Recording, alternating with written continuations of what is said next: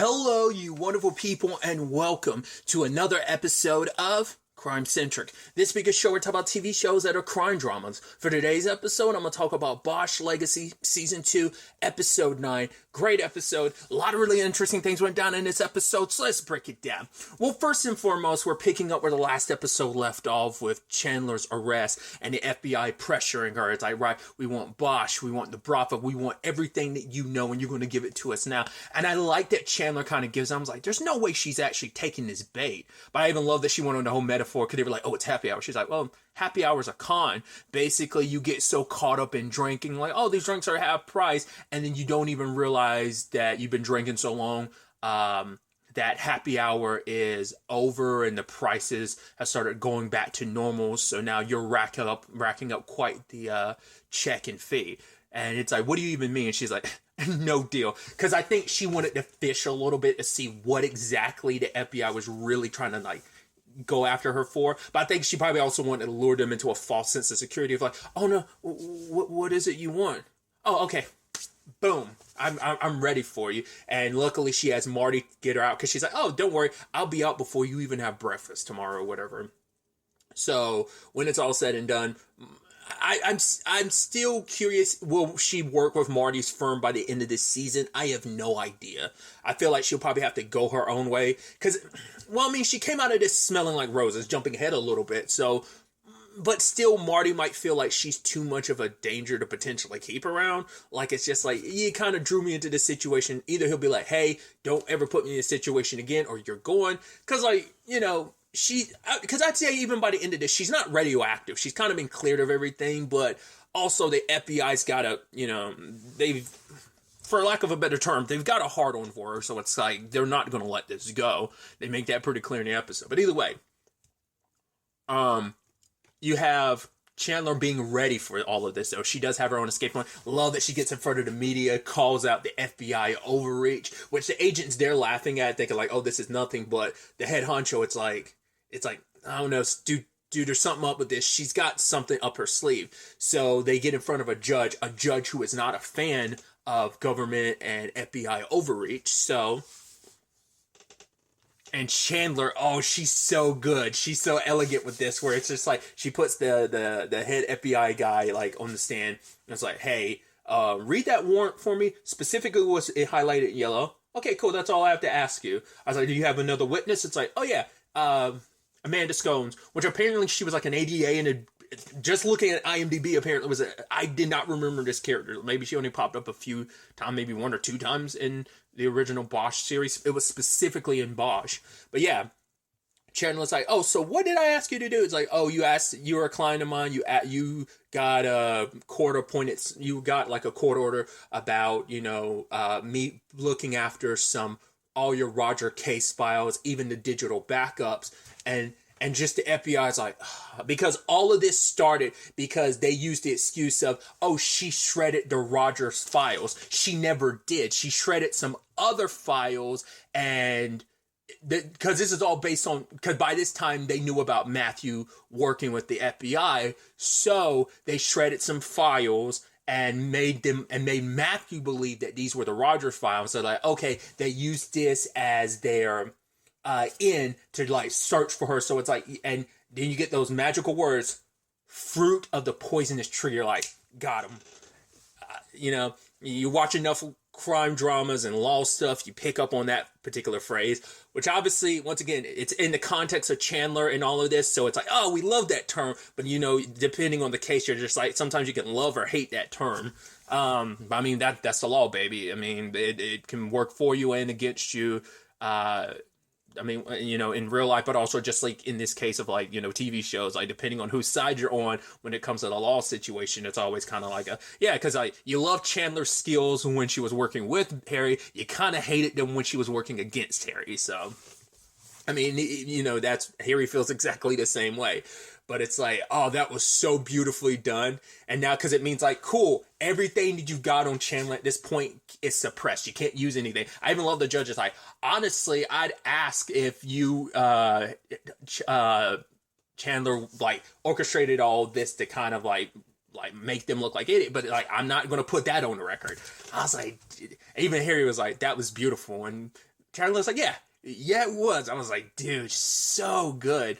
And like I said, the FBI is so pissed because they got super outplayed. And it's not like this was in the works for a while. This has been cooking. She's been waiting for an opportunity to kind of do the Uno reverse on you, and she did. And you could walk away with egg on your face. I was like, oh, that's so good.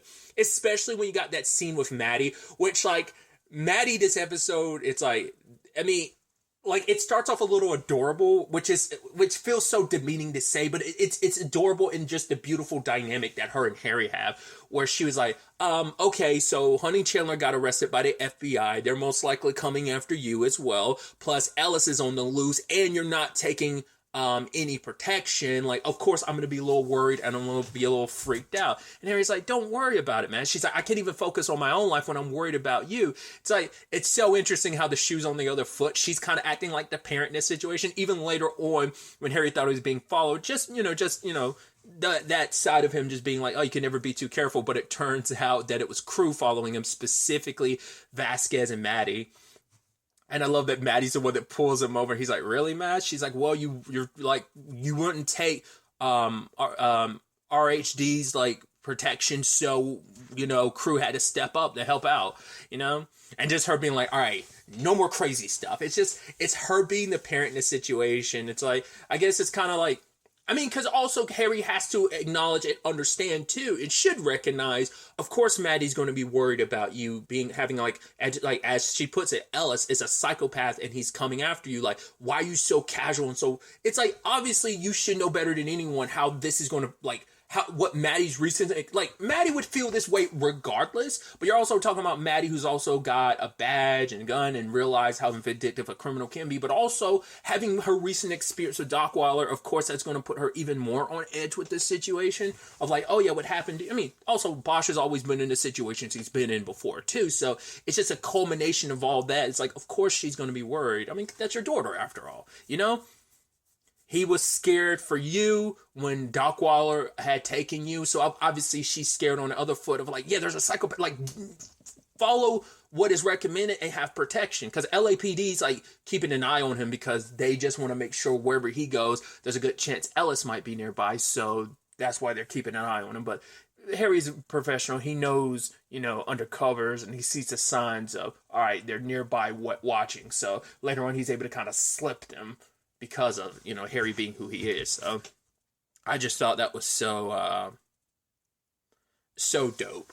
So either way, that kind of like plays into like the rest of the episode, because you have like Mo being so like done with the twins because he's like, they're getting a little antsy. He doesn't like their musical choice. I even love later on Harry has to bring him some, he's like, ooh, like getting so caught up in it while Chandler, Bosch, and the twins are talking about their immunity. He's, oh, sorry for interrupting. Continue, because he's so happy that, oh, got some vinyls. Oh, got some music that I love and not their tunes, whatever they may be.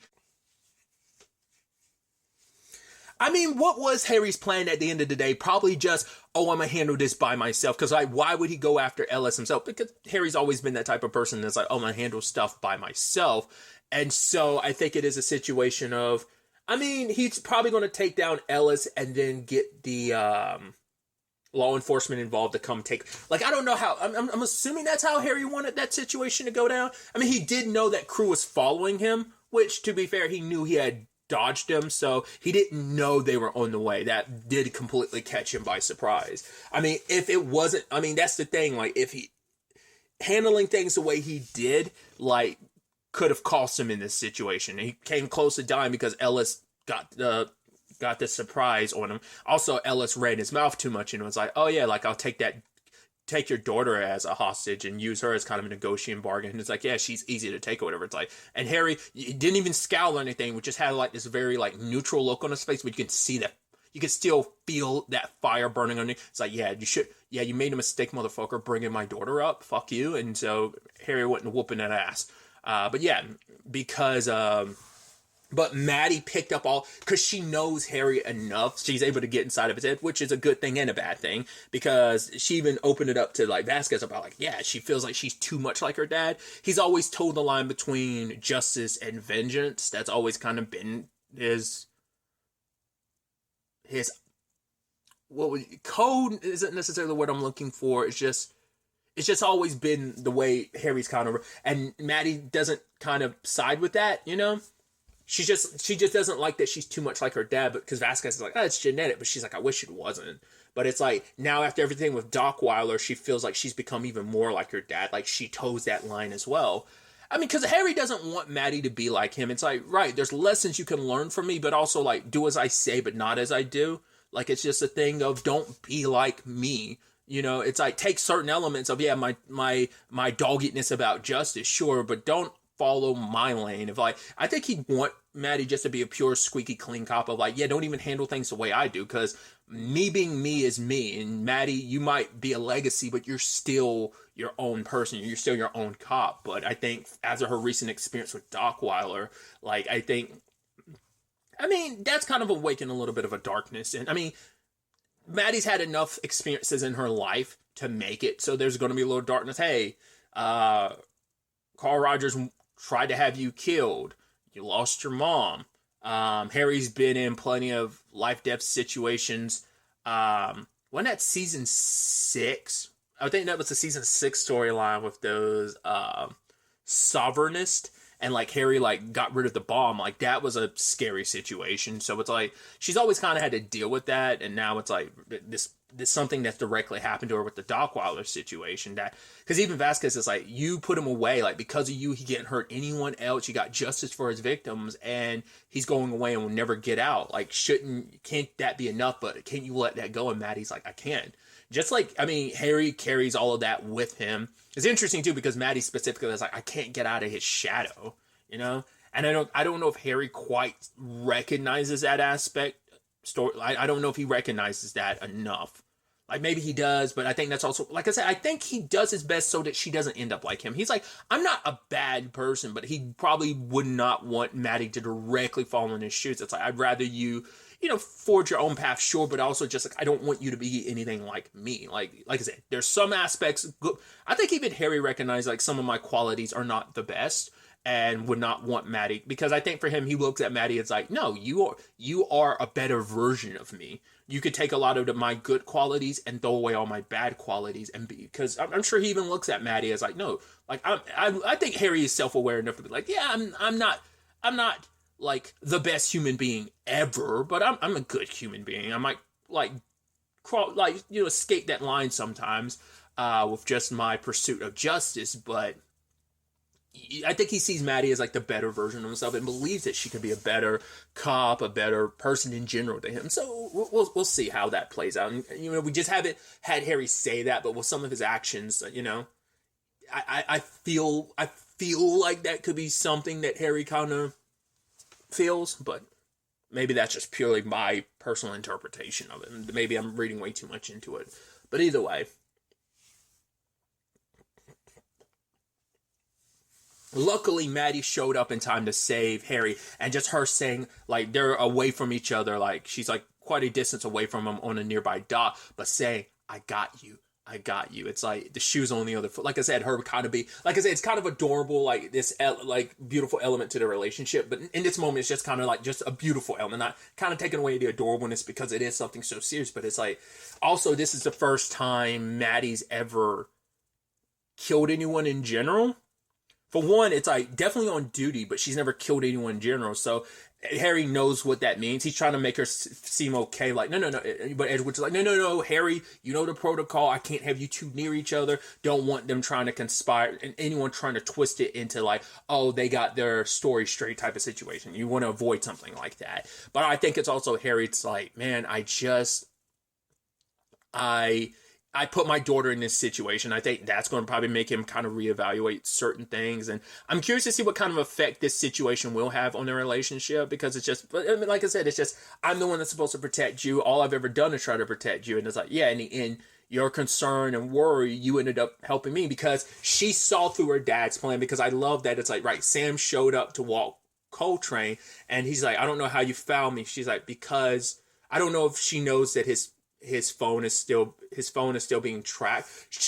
How she know to even come looking for him in the first place is because she saw Sam walking Coltrane. It's like, Sam only walks Coltrane when Harry's not here. And that's why, and she pieced it all together. It's like, that's why Harry didn't want protection, because he was going after Ellis himself. Why didn't I see this? Like the only two people who know Harry enough to probably figure that out would be Maddie and Jerry. They're the only two that would be enough, like, know him enough. I mean, who knows? Maybe Jerry probably wouldn't even figure that out. I think he would, but definitely it's because it's Maddie. She knows her dad well enough to be like, damn it, why didn't I see this coming? So it's going to be interesting to see. And, like, you know, she, once again, she had even made it clear. She's already, like, got so much on her, like, she's dealing with work-wise and stuff like this, and I don't know. Like, I think maybe this is going to be, I don't know if this is going to be the end result of this. Will Maddie try and distance herself from her dad and try to keep from, like, being as close? You know, they're family, so I don't see that ever happening, but I'm wondering, how will Maddie take all this? Will she decide, like, you know what, I am going to distance myself a little bit because I need to kind of go my own way. I need time apart just to get from underneath your shadow, and, you know, I can't be worried about you all. Like I said, I think it could also be Harry will approach things differently going forward. Maybe, maybe not. We'll have to wait and see. But kind of circling back a little bit, obviously that puts an end to the Ella situation. So his partner, Long, last time we checked was last episode, him being in critical condition. Maddie had even thrown it out there like, yeah, but Petey's still looking at him for that, even though it was a dirty copy shot. There's still a little bit of that. And they try to bring this up about David when it comes to his case of, like, right, they don't have enough evidence at the time to clear David, but it's still enough to be like, yeah, this all started because Lexi found out about the watch she had was stolen, and that, like, would have exposed the whole new Win and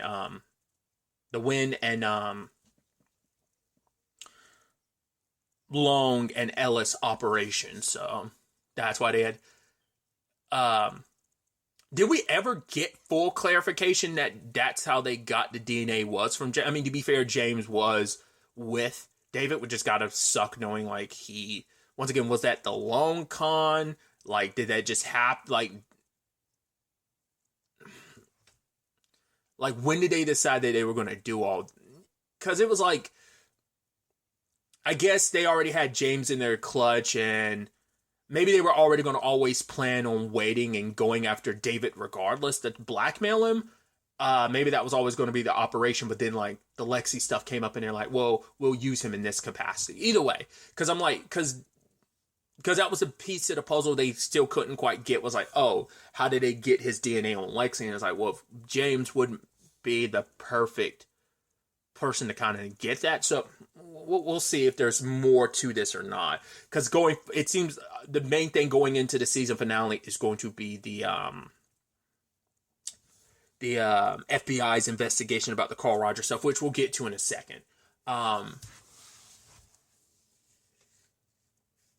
Because Chandler was saying, like, right, I know the reason why you won't really push so much on this is because you don't want to, he's like, because the person she's going to is like a judge or whatever, being like, oh, like, well, we're not, I don't know if it was a judge, I think it's the judge maybe, being like, hey,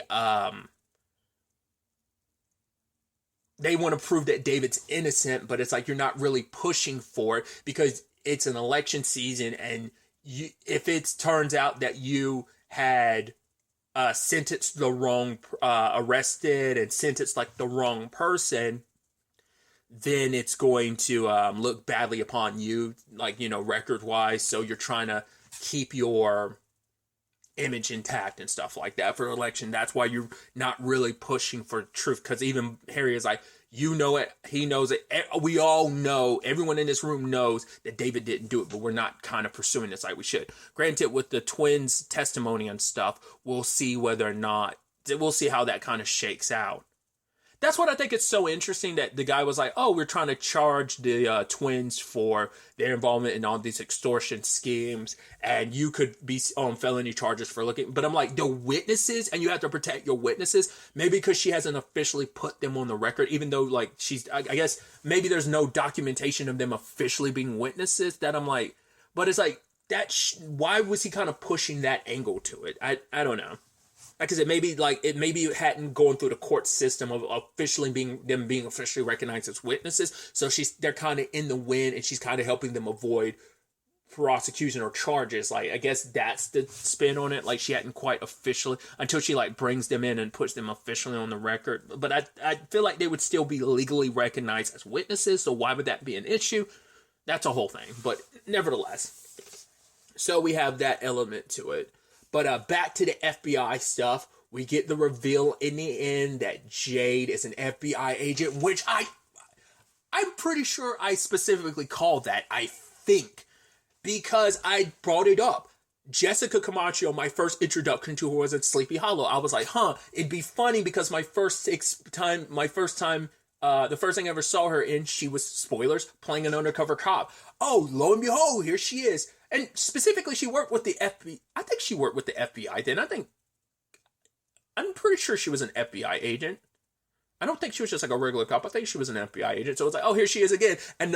Because she was asking too many questions. I kind of got this weird feeling from Jade from the beginning. I'm like, where's this storyline going? And Mo's done some illegal stuff for her. Now you're also bringing her into your operation. I'm like, she's got to be undercover or something. I was like, something about this didn't smell or feel right. Especially because she kept pushing. He's like, yo, I got to work on something. She's like, oh, you do something for that Bosch guy. It's like, no, I've got another client. And then she's like, and then he heard like, Chandler's testament, like, her in front of the cameras after her arrest. And what did she say? She's like, who's that? He's like, another client. Shouldn't have let that slip that you're connected to Chandler in that capacity. But it's like, damn, like they've got Mo trapped because now all the stuff that Mo did for her sake, it's like, that's major entrapment, dude. Oh, and that sucks. He's going to be so blindsided by that. Oh, I was like, he was really digging. Because I think what also pulled me away from my theory about her being a cop, I'm like, but she's a podcaster, though. It's like, well, that's the point of deep cover. You're supposed to, like, you're supposed to become that person. So it's like, for her to have a podcast and all that, it's like, damn, like, they did their extensive work. Like, was this whole background created specifically just for Mo, like, or was this already kind of like they've been ready for this the FBI been setting up to go after Chandler and them like ever since last season. They've been doing their due diligence. So this was probably set in motion a while back. So, but damn, dude. Oh God! I the moment she popped up on screen, I paused the TV. I was screaming. I was like, I knew it. I knew something wasn't right about this storyline. I was like, damn, dude. So Mo covered his trail enough. Granted, he gave her like those files on a flash drive, so that might be enough. He covered his trail enough to. But, like, that is still enough to go after him. And even she's like, well, I got him right where I want him. But her boss is like, yo, we're going to pull the rope. We're going to pull the rope on this one. And it's time to, like, take him down. And by taking Mo down, you're going to charge him and put him in this situation of, like, oh, you want to deal? Then you'll have to, like, rat on Chandler and Bosch and Crates and Barrel as well. Everyone that was involved. Because they want the whole kit and caboodle type of situation. So next episode is the season finale. Oh, before we finish that up, there was a storyline introduced that I was like, that seems interesting. There's this guy, Daryl, that stepped up that was like, oh, Bosch, like, do you remember me? He's like, yeah, you went away for killing, I think it was like a drug deal situation. He's like, yeah, I did a dime because of you, but I'm out, I'm reformed. And he's like, I felt too like, okay, so I'm like, is that a season 3 storyline? It's probably something we're going to circle back to in season 2's finale, maybe. But I don't know if it's like, there's two ways that's going to either play out. One, it's going to be a situation where he needs Bosch's help because of something. So someone that Harry put away a long time ago, or maybe Harry didn't like handle the case well. And it's like, there's stuff that he missed and this guy lost 10 years of his life for it. Or two, the guy's going to end up dead and Harry's going to have to solve the case. And it makes him realize, like, oh, there was something I was missing all those years ago. It feels like that. It feels like I said, that feels like that could be a setup for the next season. But we'll have to wait to see how the season finale shakes out to see if that ends up being the case. But I felt like that seemed so particular and there was no further development on that. Like, they had that one interaction at the restaurant and that was it. Once again, even Maddie being like, hey, shitbird, I've got both the gun and the badge, so walk away. It's like, because even him finding out, it's like, oh, you're not even a cop anymore. It made it seem like, oh, you don't got a gun or a badge, I can come after you. But because Harry also didn't say like anything like, hey, I'm a I'm a private detective, but maybe he'll end up finding out. So we'll see how that shakes out. But like I said, going back to Maddie being so protective and just like her being on edge and just being so like, ugh, you know, it's I do like that coming full circle with her protecting her dad in the end. But either way, like I said, but going back to what I was saying before, I'm excited to see what the season finale ultimately takes us and how this whole situation plays out. But really, that's all I wanted to talk about. Till the next time we meet, be happy, be safe, live life to the fullest, and enjoy it. Good day, and goodbye.